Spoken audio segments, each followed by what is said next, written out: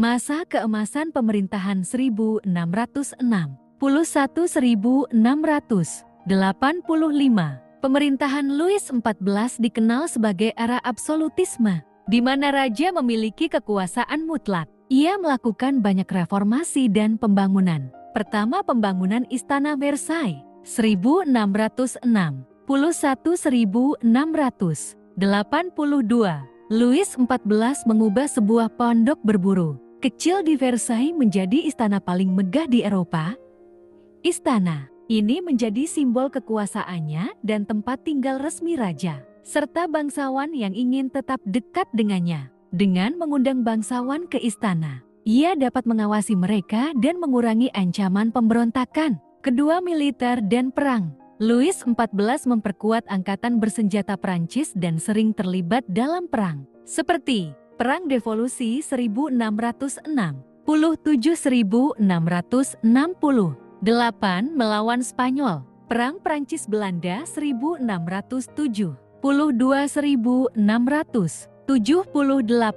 Perang 9 Tahun 1688, 1697, melawan Liga Augsburg, Perang Penerus Spanyol 1701–1714.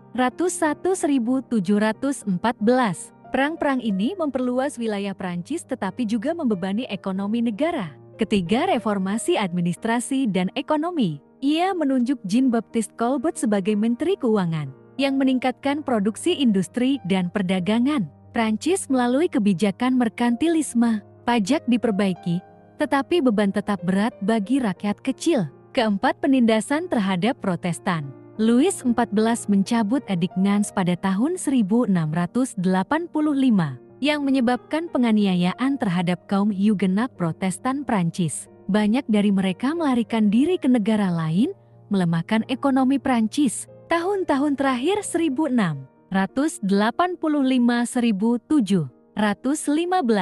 pada akhir pemerintahannya, Prancis mengalami kesulitan ekonomi karena perang yang panjang dan pajak yang tinggi.